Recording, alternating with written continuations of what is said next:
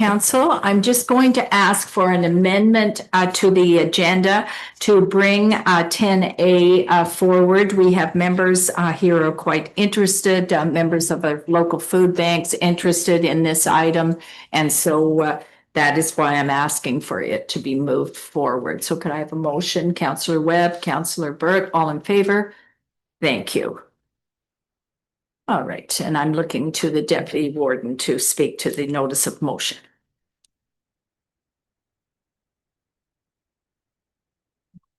Thank you very much, Warden Clark.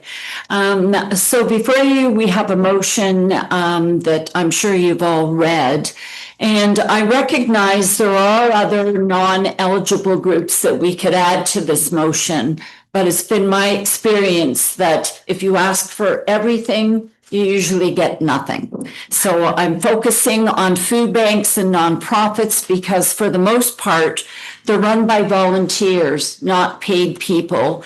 In fact, we have a Peterborough County Award winner for volunteerism in the audience today, Sandra Peacock, who runs the Lakefield Food Bank, and a provincial award winner, Patty Latour, who's here along with Joe Latour, who helps run the Bridge North Food Bank. And they're here to attend to show support for the motion. Welcome to you.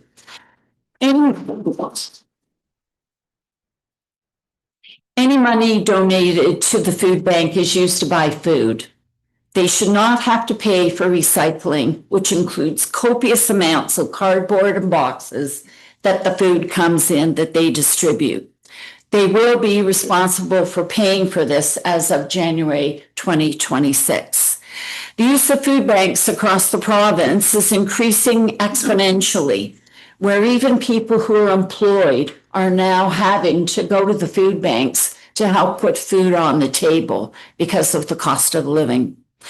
The province has put the food banks in this position by allowing them to be included on the non-eligible list. We are asking that they be reinstated as eligible. I ask my colleagues to support this motion, and I thank you.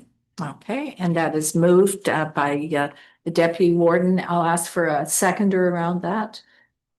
Councillor Taylor, all in favor? Thank you, unanimously. Thank you. Thank you. Okay, and now on to our exciting part of the day.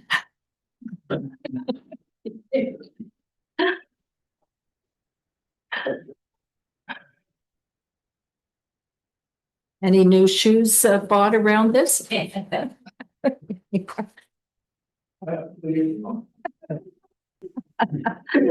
All right, go ahead, Jen. Thank you.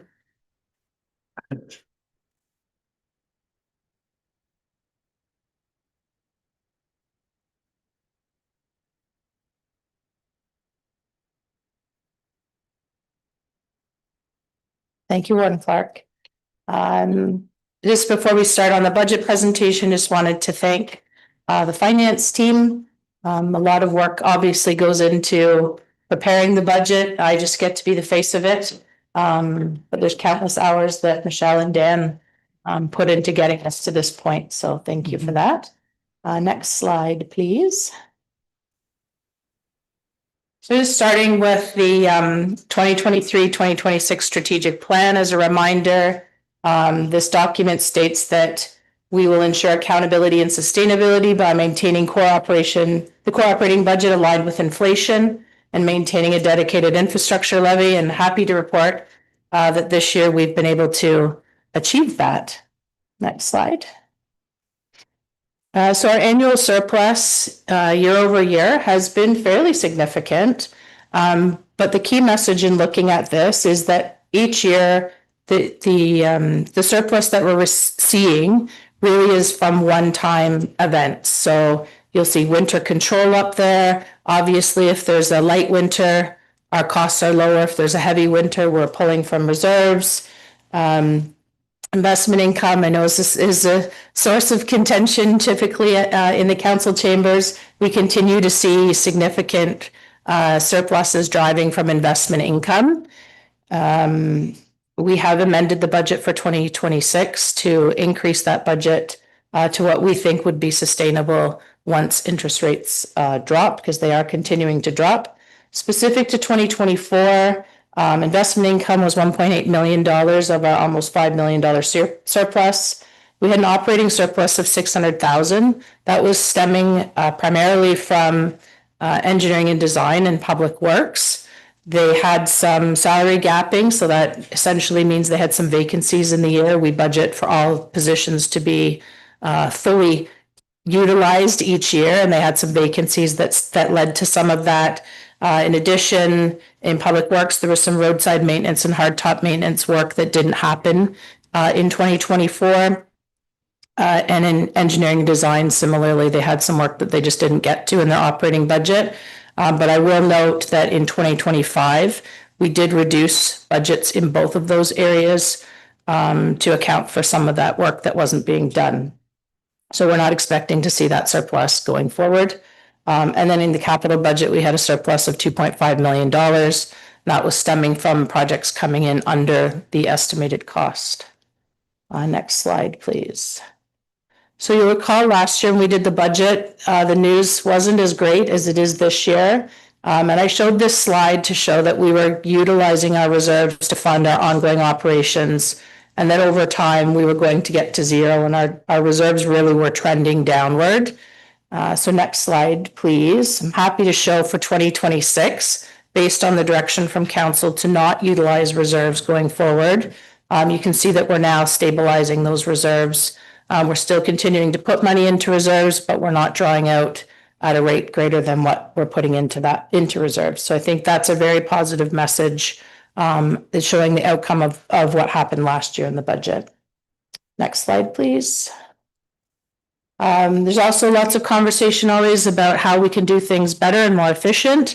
So this is our list of things that we'll be working on in 2026 to try and drive efficiencies. And just as a reminder, efficiency doesn't necessarily equate to a budget reduction. Sometimes it's cost avoidance. Sometimes it's simply doing things smarter and better than we have in the past. So starting at the top, we've got our credit card rebate program. We used to have a budget of $10,000. We've increased it by $30,000 for 2026 based on what actual activity we saw happening in 2025. And the finance department's continuing to push for more of our larger dollar transactions to be put onto our credit cards so that we can continue to drive efficiencies and get a higher rebate through our credit card program. I'd spoken to council previously about our need to update our finance system. It's end of life for 2030. And so we've started that process now. We've got some money in the budget for 2026 to hopefully start the process of replacing that system. But from an efficiency perspective, we're currently using 8 different pieces of software to manage our operations within finance and HR. And the annual operating cost of that is about $200,000. So we're hoping with this new system that we'll be able to consolidate all of that, come down to one system, and hopefully do it at a lesser cost. We're continuing with the service delivery review at Lang Pioneer Village.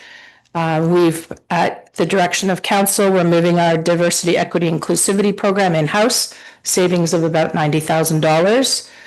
We have a contract with Health Pro now for all of our paramedic medical supplies, and we're not seeing necessarily savings in the budget there, but what we are seeing is that we're not increasing the budget. So as paramedics gets busier, they're using more and more supplies. We're able to do that within our existing budget because we're getting better pricing on our medical supplies. We've just started actually in an internal review of our purchasing policies and processes, again, hoping to drive some efficiencies from that. We have an EHQ engagement platform that the county purchased. We were able to extend that out to the townships for their use as well. So not necessarily a savings on the county's budget, but certainly a benefit to the townships. Similarly, with our ongoing process mapping and review, we were able to negotiate with our vendor on that to allow that to roll out to the townships as well if they're willing to participate in that program.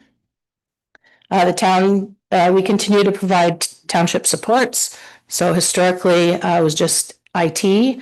We've now rolled out to HR. We're looking at some procurement supports. finance, GIS, planning. So across most of our sort of administrative services, we're seeing that we're able to help out the townships where they need supports. We've got enhanced process for recruiting and onboarding new staff. That'll be a time saver internally. And as well, we just completed the organizational restructure with the retirement of some positions. We were able to actually add positions to the complement for the same cost. So that was a benefit there as well. Next slide, please. So our draft 2026 budget is $112.4 million. County operations is obviously the biggest portion of that, $69 million. Our capital budget's at $30 million this year. And then our shared services and agencies budget, that's the portion that we don't have any control over, is at $13.3 million. Next slide. So when we break out the $69.1 million of county operations, I thought this was a different way of presenting it than just the typical pie chart. And I think it really shows that the bulk of our dollars are going to salary and benefits, next with our materials, supplies, and services. And then the rest of our budget really has a lesser impact on what's happening. Next slide, please. So our salaries and benefit budget in 2025 was $37 million. For 2026, just over $38 million, for $1.1 million increase. The reason for that change, we've got some contractual wage increases. So we've got two unions, QP 1306, which is our inside and outside workers. We negotiated that agreement last year, so their wage increase is already built into the budget. We will be negotiating with our paramedic union. Their contract ends at the end of this year, and so we're starting to have those conversations. And so we have built something into the budget for those negotiations. There were some new positions added in PCCP last year. We funded them mid-year, so now we have to fund the other half of those positions in this year. Our benefits always increase.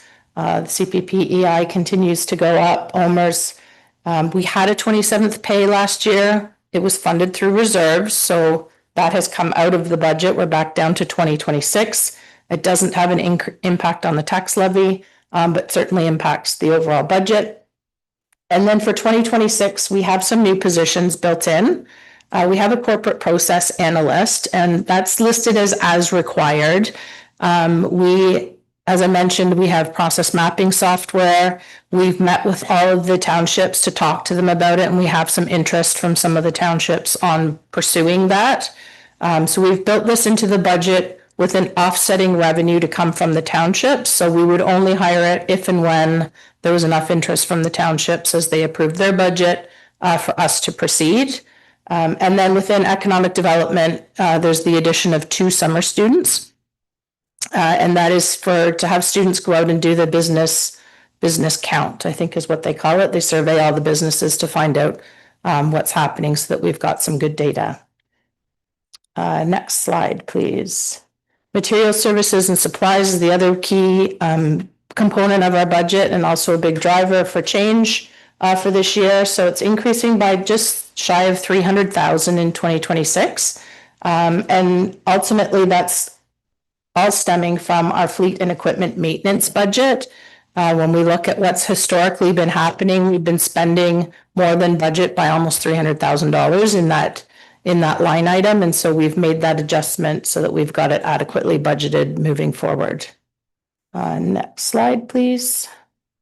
Our contracted services is going down by $223,000.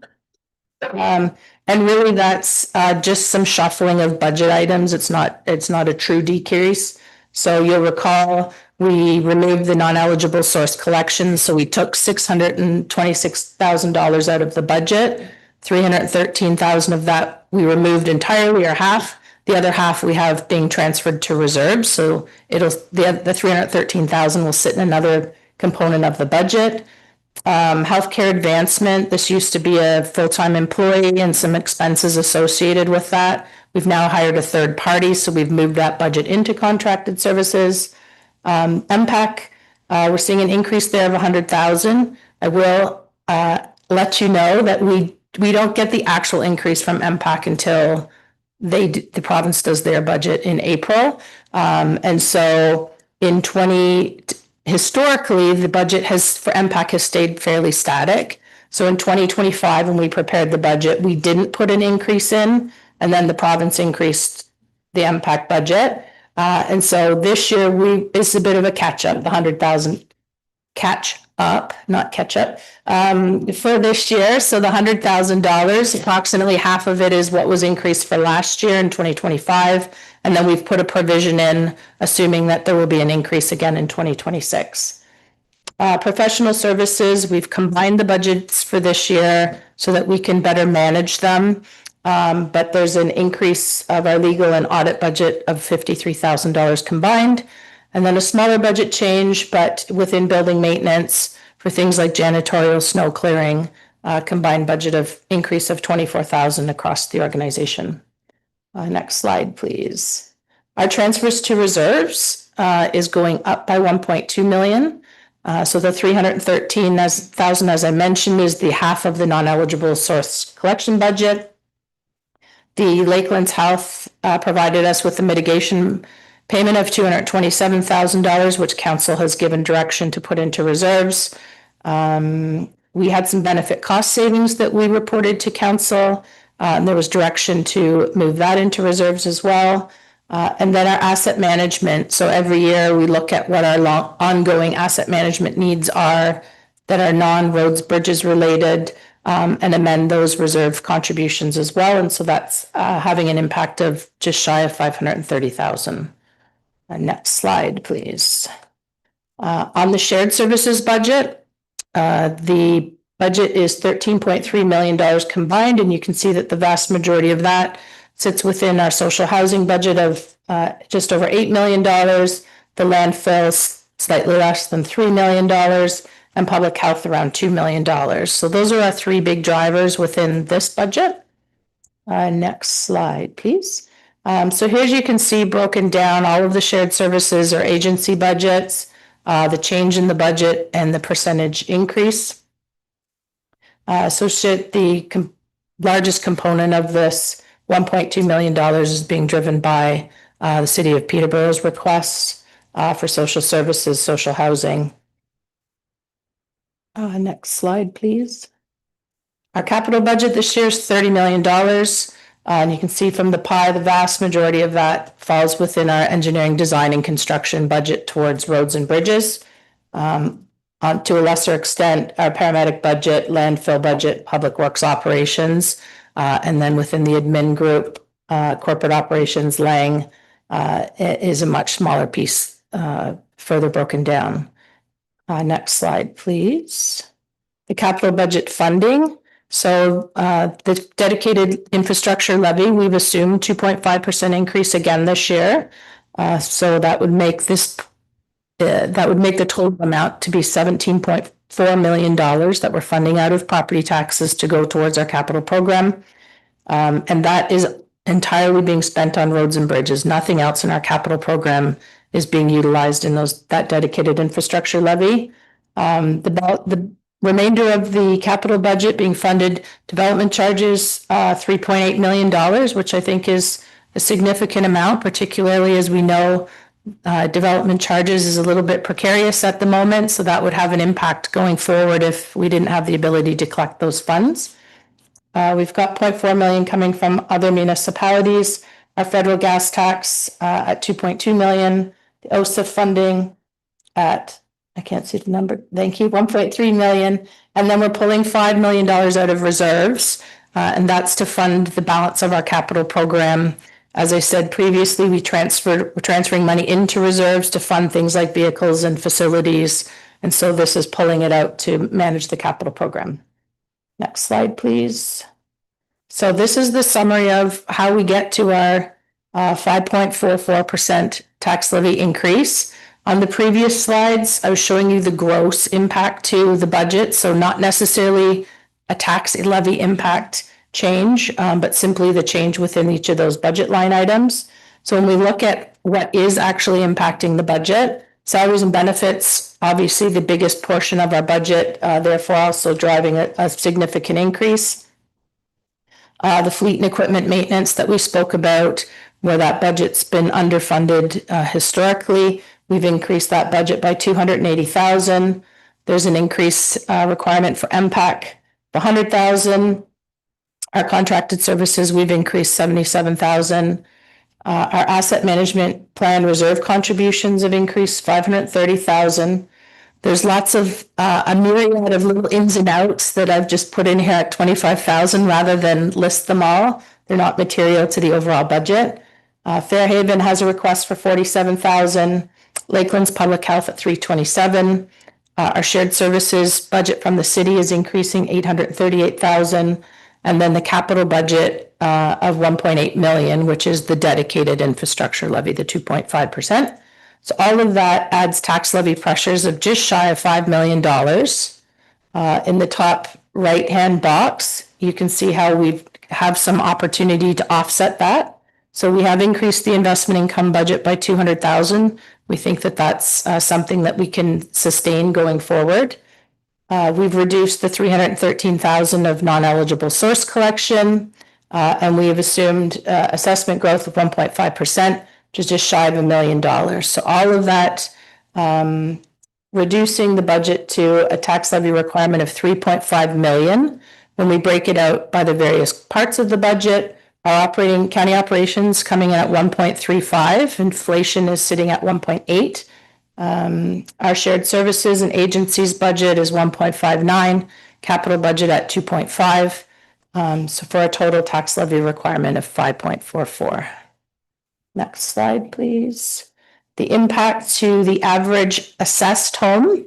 So tax levy increase of 5.44 is a tax rate increase of 4.09. It equates to about $62 for the average assessed home, and an average assessed home sits at 344,000. So with that, I will take any questions. Thank you very much, Jen. I'll open it up now for questions. Councillor Taylor. Thank you, Warden Clark. Thank you. Thank you, Jennifer. First of all, I think staff have brought a draft budget that is very close to where we can land. That's my personal opinion, okay? We always have to tweak it to a certain extent, but I don't see any major tweaks necessary. You've mentioned many times that salaries, wages and salaries is the big driver in every department in the overall budget. And one of the positions you mentioned is a corporate process analysis as required. Could you help me understand, first of all, what is a corporate process analyst and when might that person be required? Yeah, through the warden, the county purchased some software that allows us to process map processes and determine if there's efficiencies within that process. So we did this a few years ago. We hired at the time a corporate process analyst, and we've seen some significant benefits out of having that position.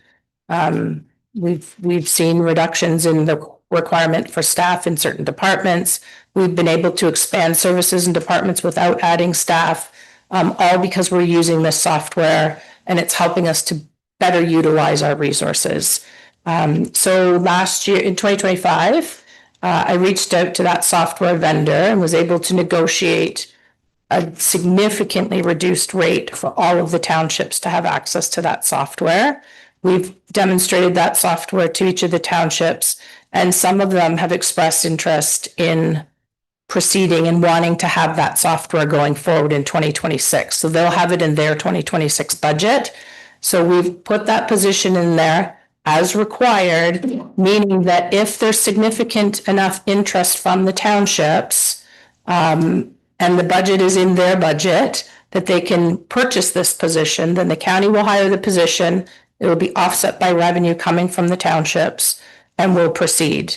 If there's not significant enough revenue from the townships, we simply won't hire the position and we won't use it.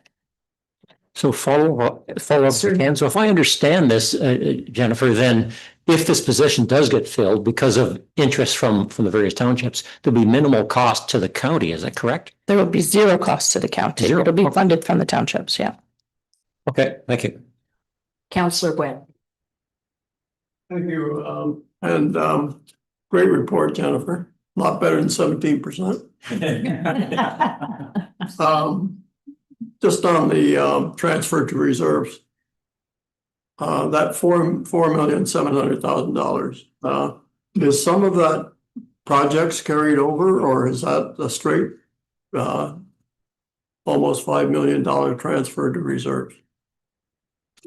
Through the warden, if it's transfers to reserves, then it's us, then the county putting money into reserves for future years, Yeah. use. So there wouldn't be anything related to capital projects not being oh, you're talking about the operating surplus. Correct. 2.5 million of that operating surplus was from capital projects that were under budget.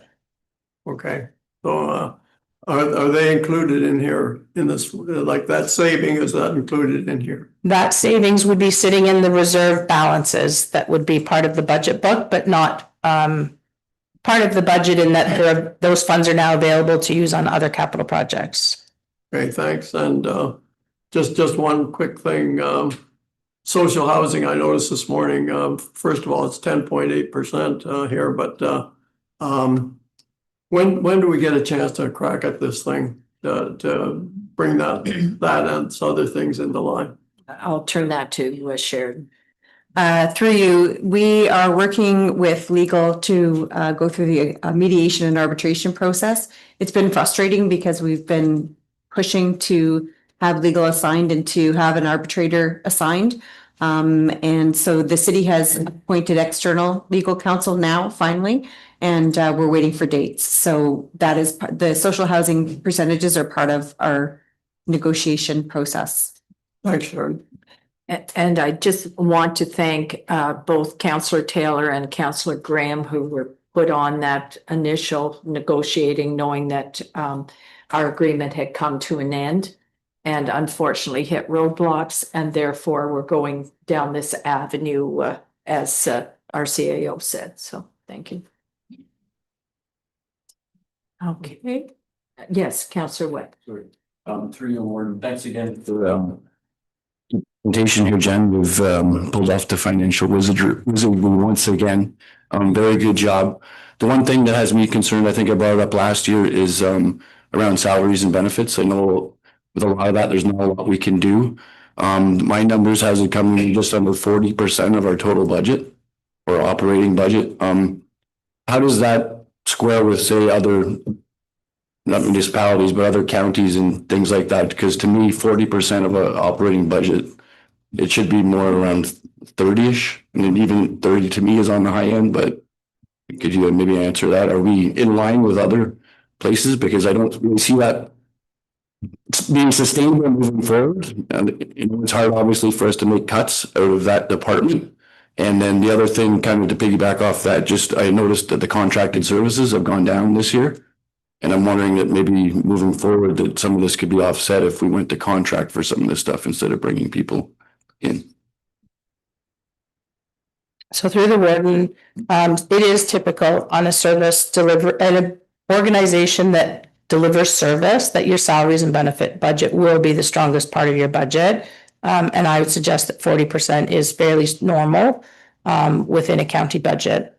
I have seen some higher. I've certainly seen some lower. I think you run the risk when you get too low, then you have burnout of staff, you start to see the turnover, and then there's other ancillary costs that you run into. But yes, I would say 40% is fairly typical. Sorry, in the other half of your question, I just realized contracted services. Yeah, we do that analysis and review on whether it's beneficial to hire staff internally to do that work or to contract it out. And we're going to be looking at that in our public works division specifically. We have one route in Trent Lakes that's contracted out, and we're going to be doing the analysis to see whether it makes more sense to hire the staff and do it internally or keep it outsourced. So that analysis does happen. Thank you for that, because we've kind of done that in Havelock as well in terms of some of this. You kind of can maybe eliminate some of the overhead with your benefits and whatnot, right? If we can contract some of this out. So thank you very much once again. Thank you. Councillor Watson, then Councillor Graham. Thank you, Warden. Through you, just a discrepancy I'm seeing between the presentation and the budget document itself. Perhaps you can provide some clarification on, Jen. On slide 18 versus page 8 of the budget, we're talking about the impact to average home. I think that's where a lot of people tend to look. In the budget book document, we're showing that 5.44% equates to $24.46 per 100,000 versus in the slide showing $18.02. So I just want to make sure that we're like, which is the right? And then I have another question outside of that. I'm very happy to report the presentation's correct. Wonderful, thank you. I appreciate seeing that. That's great. Good news. Good news on that. Hopefully this is another good one, Jen. If memory serves me correctly, in 2024, when the PCAD contract, joint contract ended, we were thinking that as PCAD moves forward, like as a corporation formally in wrapping up their operations, that there would be some kind of rebate or monies owed back to the county. Has that been settled and is that being factored into the 2026 budget?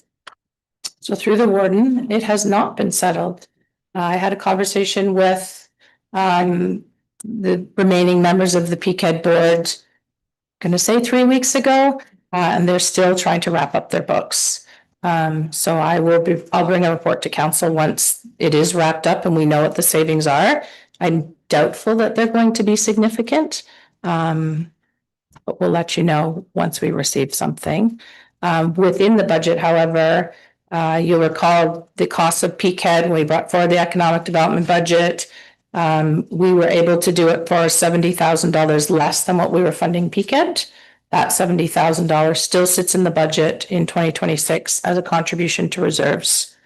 So to grow the economic development reserve. Thank you. Councillor Graham. Through you, Ward.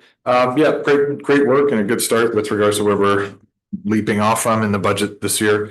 I guess one of my concerns that comes up, or things that I've always drawn attention to when I bring it up every year, is the amount of carry forward projects that we have year over year in the budget. We've in page 69 of the presentation summary, we've got about 17% spent on $9.5 million worth of works that we were planning on working on this year. And I know not all of that's capital projects, and we can understand with capital, there's lots of more disruptions and some of the internal stuff as well. But there's a lot of engineering projects in there that maybe we can do some of that work over the winter. And a lot of them are forecast to be done in fall of 2026. And I don't really think that's probable based on the amount of works that we've carried forward.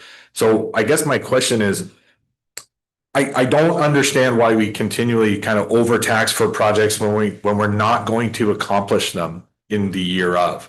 And so we're budgeting upfront for the totality of some of these costs and investments and projects when it's completely realistic that they could take 4 to 5 to 6 years to fully complete, depending on the breadth of the project.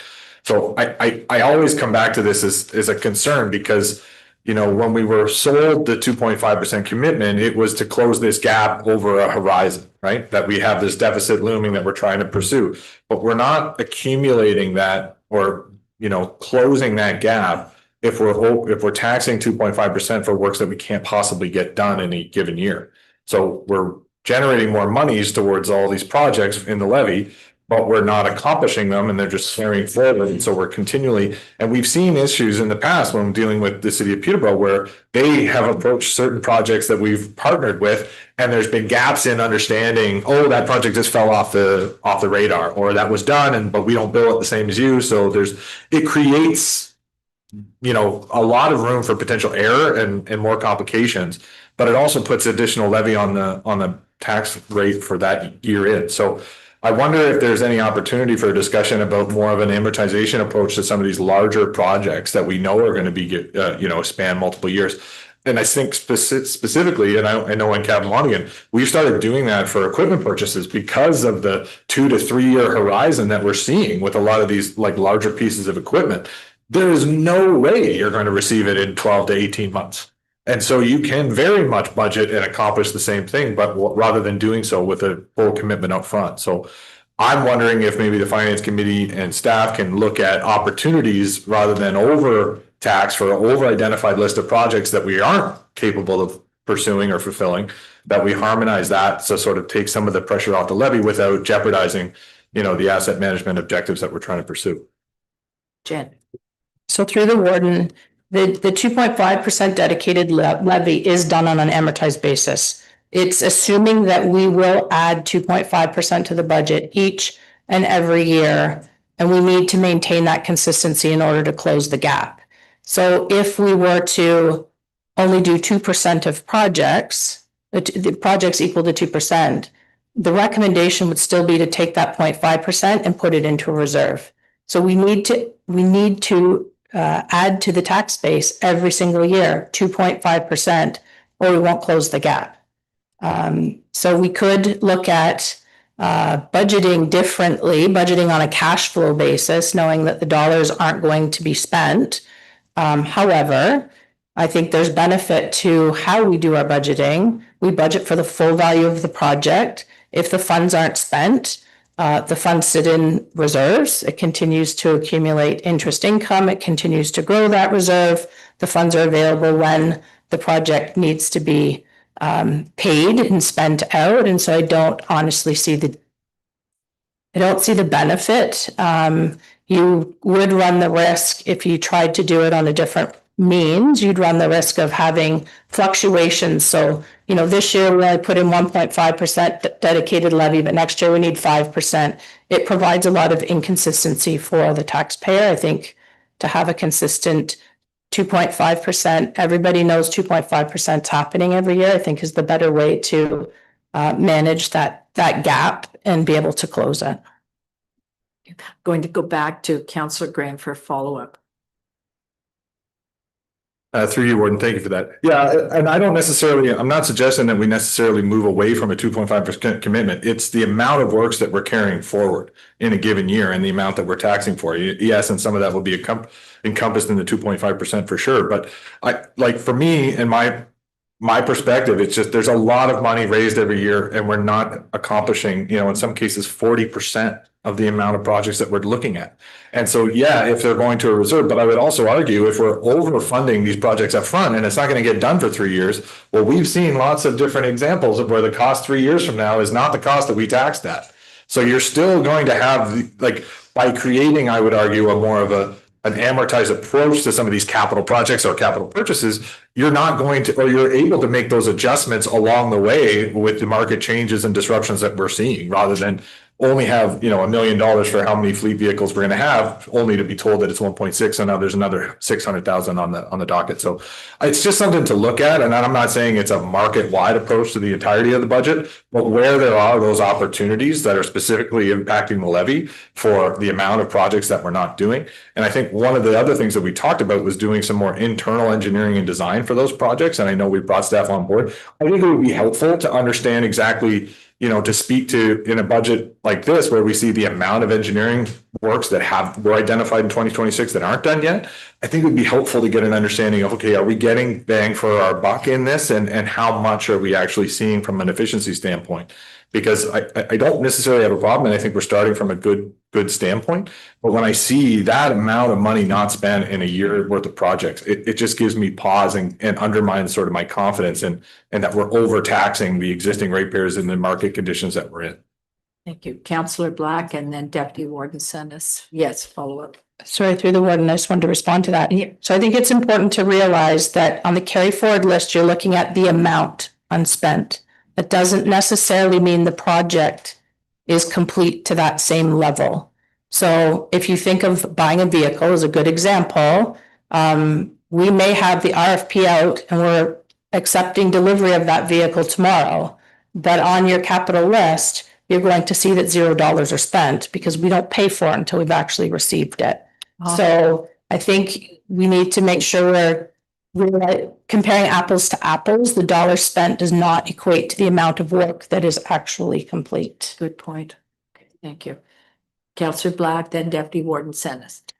Thank you, through the warden. I'd be remiss if I didn't talk about interest income this year again. Just by the numbers, 1.8 million last year. We budgeted 360,000 into the budget. This year we're budgeting 560,000, and I get that interest rates are coming down, but I would suspect 1.8 last year, 1.5. So there was $1.4 million difference this year, and $1 million difference this year. So And I don't disagree with the approach that longer term, the interest rates are going to come down. We're probably going to be somewhere in that $500,000 range. And so I don't disagree with that process. I just not 100% behind the accounting part of it. Where does that money land? Does it go back into reserves, and deferred balances, or does it? Because in your slide, transfer to reserves, it doesn't show that interest, and we know what that number is. I mean, these are unrealized gains that we can calculate a year out. So we know what the number is. It doesn't show up in transfers to reserves. So where does it actually land down the road that we don't see it in the budget?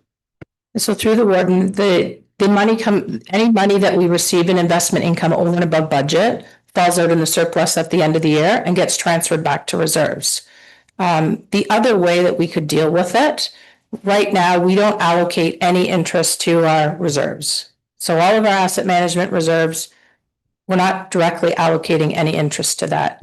So 100% of any investment income that we get is being used to bring down our operations. My recommendation, if we don't want simply to have the year-end surplus show the investment income over and above budget, would be that we change our policy and have the investment income actually allocated to the specific reserves proportionately so that we are growing our reserves based on that investment strategy. Follow up.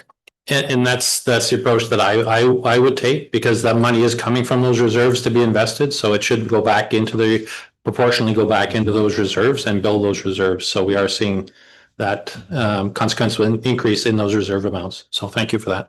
Okay. Deputy Warden Sennis. Thank you. Thank you, Warden.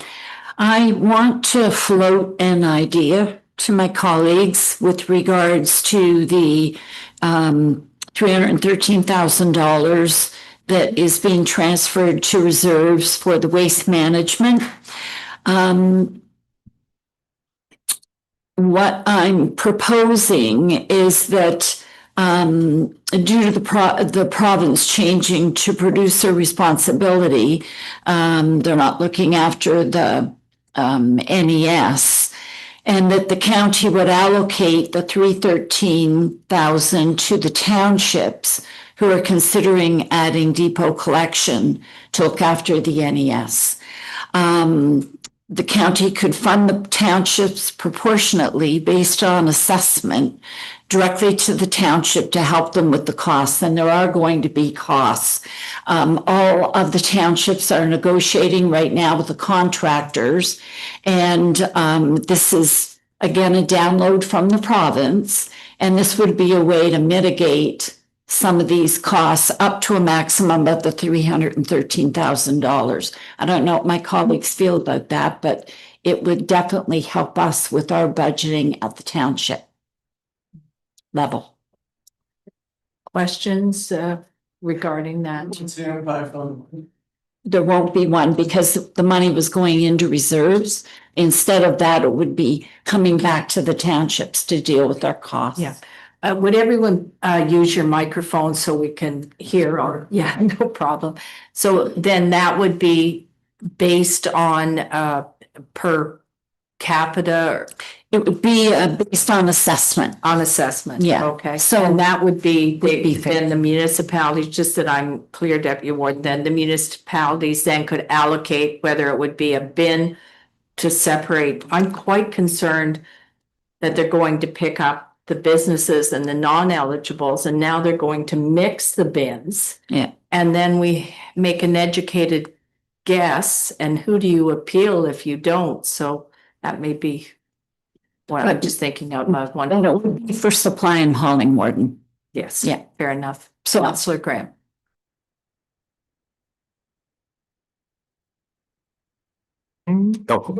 So it's a line slow. I don't know, maybe it's not that. Anyways, yeah, with regards to the suggestion, I mean, I just feel like it's out of step with the direction that council's provided. You know, we've decided not to fiscally be a part of this game. If municipalities want to solve their own riddles with regards to the non-eligible sources, then so be it. I mean, you know, our municipality's been doing that for years already with the current system. So it is a local opportunity that you can decide to raise local funds for, and a redistribution of county tax dollars doesn't make sense to me in this regard. Like it's fully within the municipal jurisdiction to solve their own problems. Yeah. Counselor Nelson? Sure. Thanks. There.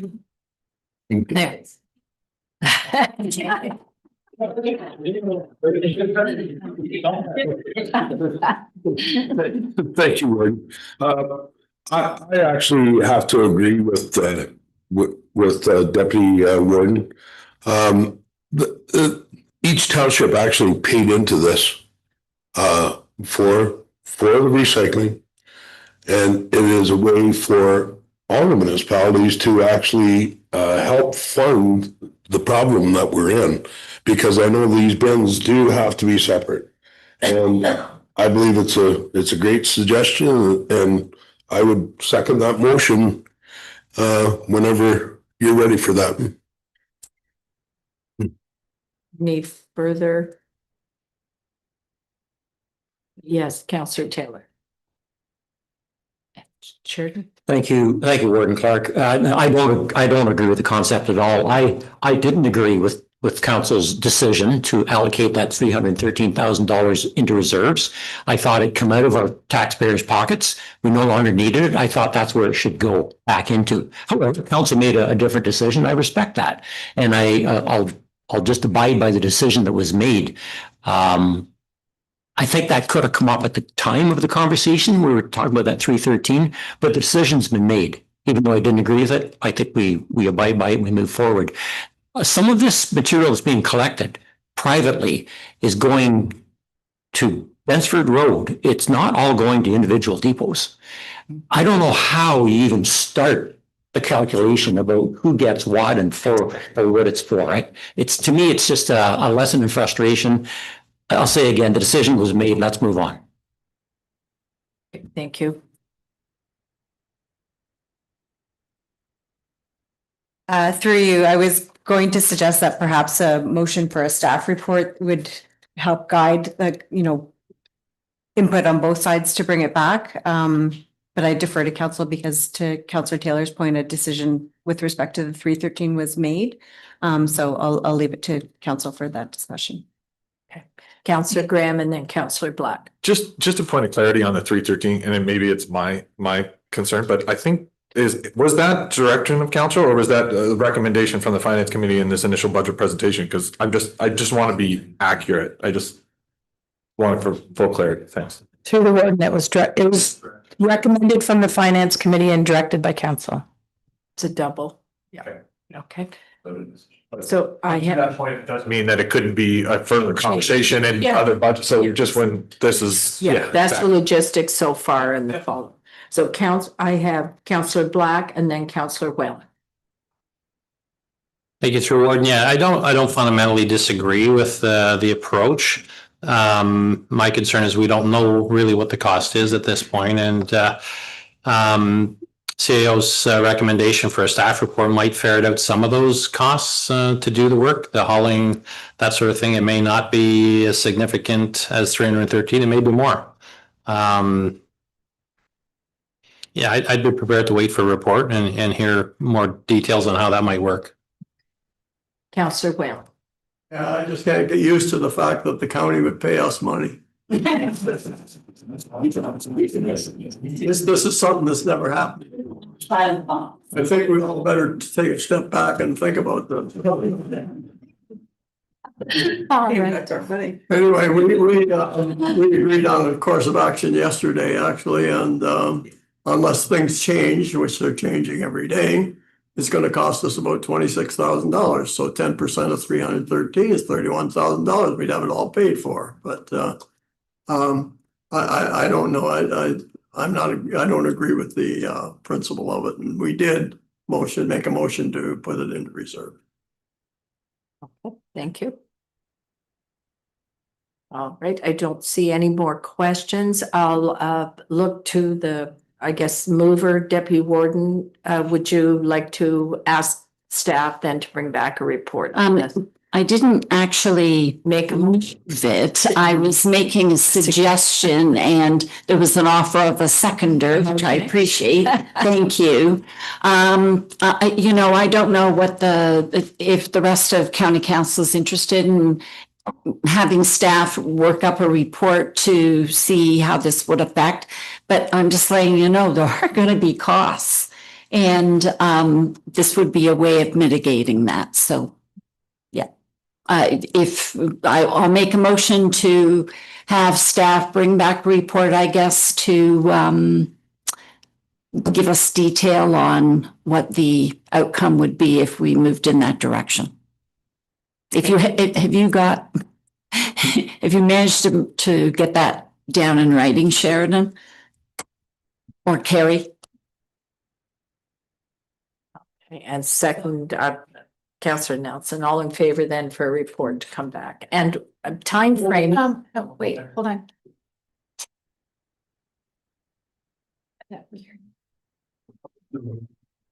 Okay. Oh, yes, I didn't see her online. I'm sorry. Our manager. Yeah, Carrie, if you're able to speak to the discussion, please. Thank you. go ahead, Carrie. Through the warden, yeah, I just wanted to comment quickly to make sure if we are bringing a report back that it's what council is expecting. And at this point, because each of the individual townships are going through that quotation process for bins at their individual depots, the county does not have any of those costs. I'm unaware of what those costs are for each individual township. So unless I requested those from each township, I wouldn't be able to provide that necessarily in a report. So I just wanted to make that clear. Okay, thank you for that. A question to staff, if this is based on assessment and then allocated, can we get those figures that would come back to each municipality? I think that's more what we need because it's up to each municipality to do the contracts. So yes, Councillor Huntley. Through you, Chair. The concept of the 313 was really a contingency because the original cost was somewhere in 626 or something like that. 620. And we yeah. thought as a finance committee, if we bucket like half of that away for an upcoming contingency and give it up to council to decide whether they want the 313 in the budget or not. And I just find it weird that we're trying to spend it before we've decided whether we're actually going to keep it. So I think the report is interesting, but it shouldn't really be based on the 313. It should be standalone and it should be its own report. The 313, we can still decide whether we want it in the budget or not, let alone where we're going to put it or what we're going to spend it on. Anyway, it just seems like we're a little out of sync here. That's all. Yeah, go ahead, Chair. If I may, in the previous reports that Carrie had brought forward when originally options were brought on this, one of the options was for the county to get quotes on and do depot collection, and that was not approved by council. So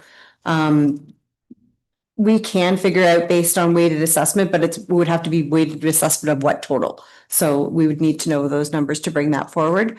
But that option for the county to actually do the service at a cost was not accepted by county council. No, and that isn't what you're suggesting. No. Okay, thank you. And Councillor Murray. Yeah, no, that was quick.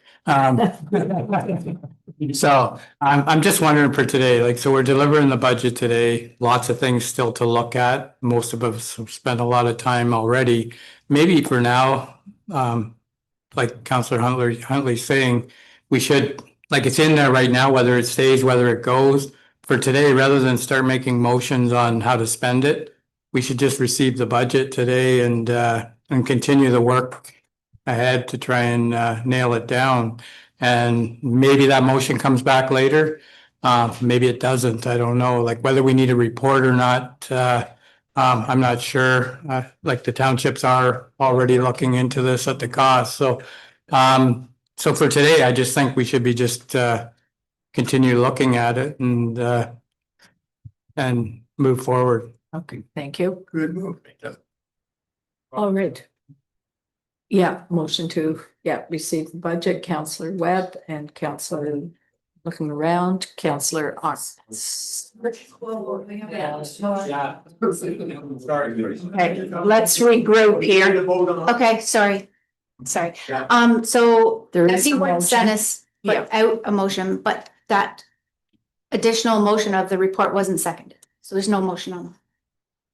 If it to be Yes. seconded, It was seconded. you, Yes. Counselor Nelson, Nelson, yeah. you seconded the original motion. And he not for the seconded, report. and he did, and the Okay. second. Okay, Yeah. so that's on the floor. But we weren't sure. Yeah, so we need to have a clear vote on, hands up on who supports that motion. Can you please reread? Yeah. It was to have staff bring a report forward to show the allocation based on assessment of the 313,000 to the townships that are moving forward with the pickup. To each municipality. Okay. So basically, it's not to move to that decision, but to find out what each municipality would be contribute back to, as Jim said, this is very unusual, what they would receive if they are going to move in that direction. So just a show of hands on getting those numbers back to us. Okay, so all in favor?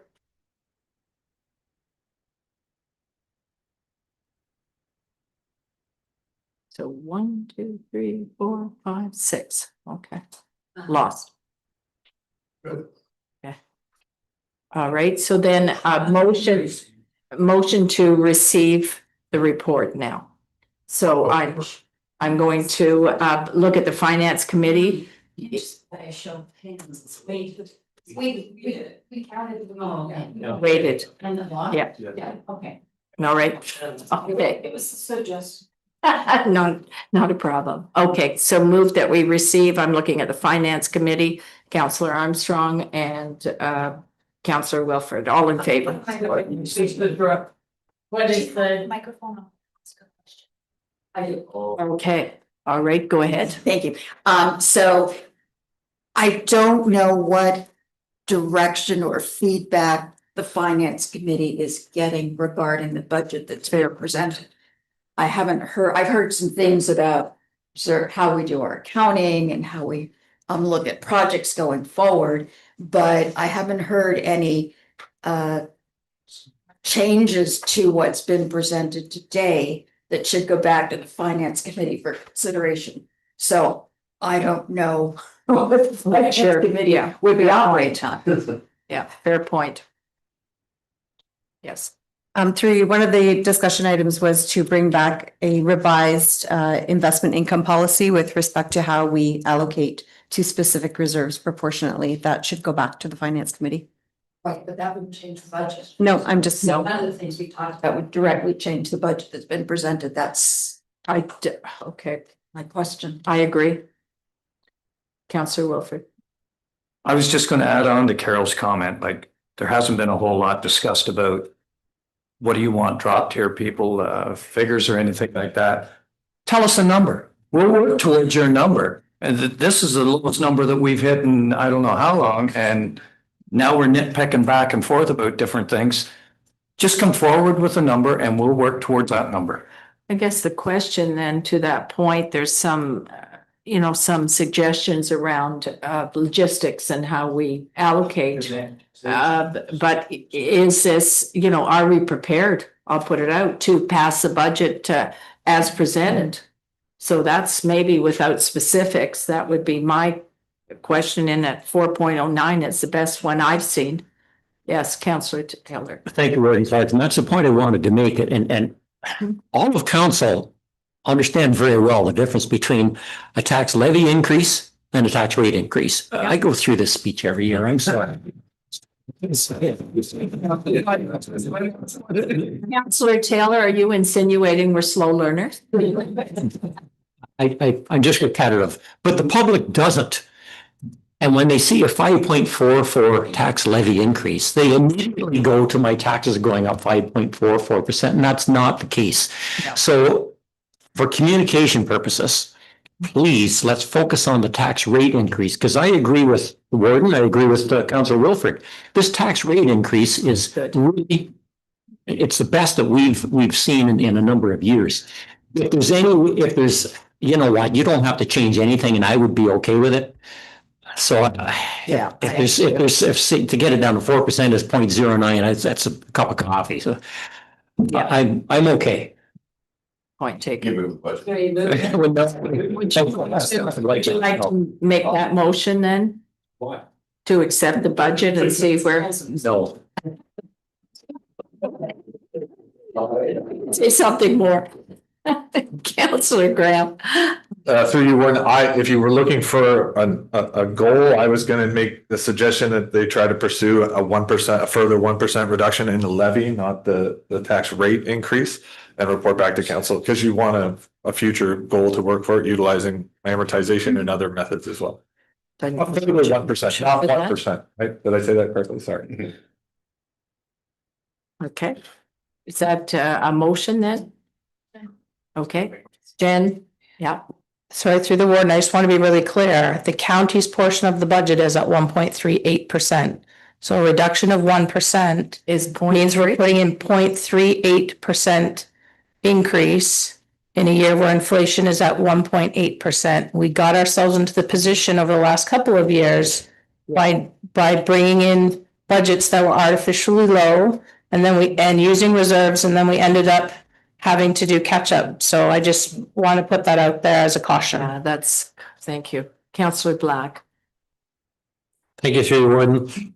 Yeah, no, I think the budget is a good budget. I think the numbers are good. One of the things I liked about last year was finance came back to council with some suggestions on things that are in the budget that might wait a year, or we can defer a year, that sort of thing, to get the number down a little bit further. And those are always good points of discussion around council.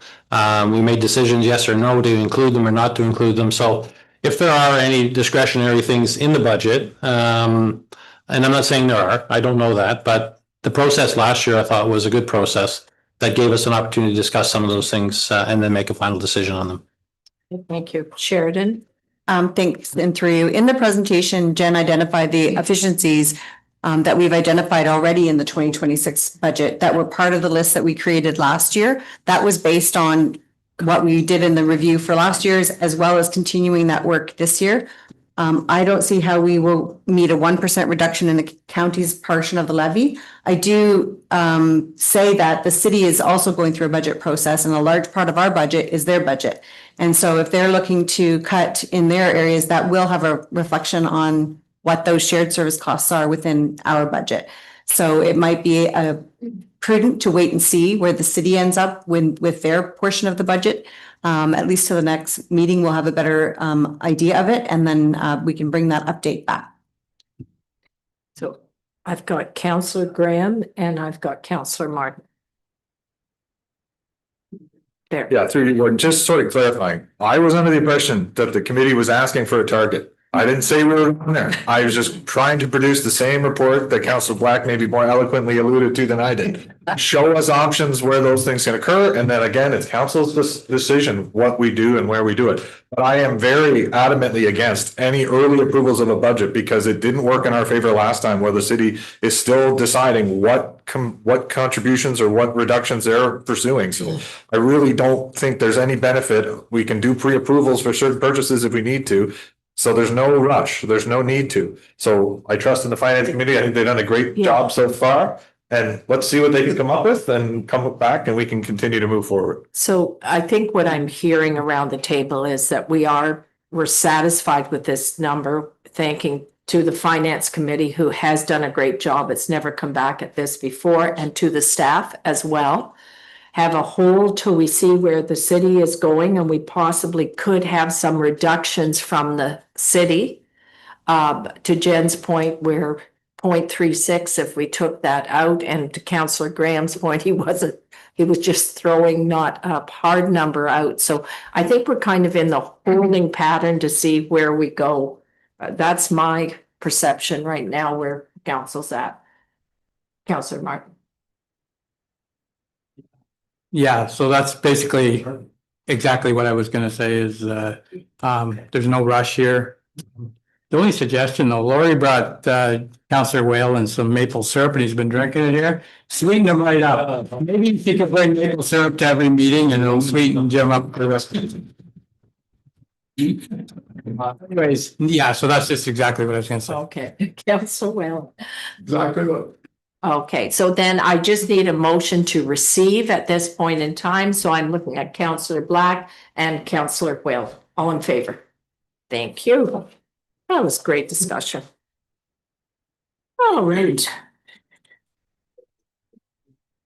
And announcements. Looking for announcements? Yes. Councillor Graham, then Councillor Webb announcements? Yeah. Through you, Warden, just as I'm sure all the municipalities are, we're looking forward to the celebration at the Cenotaph on November 11th. And we're also looking forward to, for the public, those who haven't been downtown in Millbrook yet, to see the new crosswalk commemorating Remembrance Day in the service of the veterans that we have been just recently installed, luckily before the ceremony next week. So we're excited for that. So I'm sure there's many Cenotaph celebrations, but I just wanted to draw attention to it at 10:30 at the Cenotaph downtown on King Street in Millbrook. Thank you. Councillor Webb, then Councillor. No, I didn't have. I must have. Oh, okay. Councillor Welford. November 11th also in Asphodel, Norwood Township, 9 o'clock in Westwood. It's at 11 o'clock in Norwood. But further on in the month, on November 29th, will be our Santa Claus Parade and our holiday nightly market with fireworks to follow. If anybody would like to come to beautiful Asphodel, Norwood Township.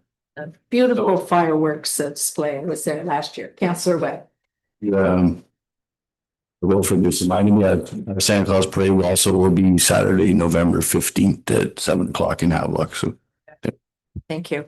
So just a couple of things. I want to highlight the fact that there was an economic development, our economic development division done around House. You may be aware we've gone on the ag tour, and this year they took a different approach, and that was to have educators from high schools, from Trent, from Sir Sanford, and they had farmers in and agencies who spoke about workforce needs and innovation and sustainability.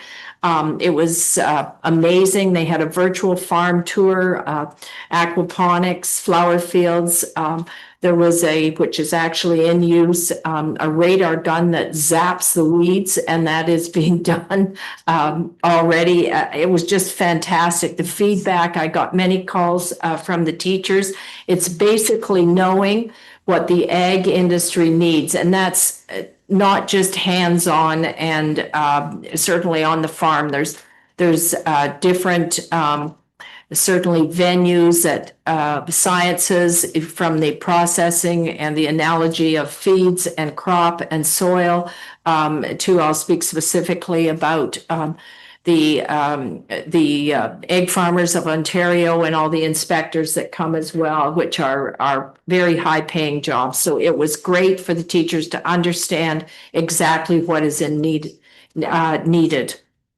So kudos out to the economic development division for going this route instead. And the other thing I just want to certainly say, as Remembrance Day approaches, that we need to honor the more than 1.5 million Canadians who have served our country. I encourage everyone to attend a local service. Your presence is certainly a powerful act of remembrance. So let us remember, let us honor, and never forget. Thank you. And confirming bylaw, mover and seconder, Councillor Burt and Councillor Whalen, all in favor? Thank you. And adjournment, Councillor Watson and Councillor Huntley, all in favor. Thank you.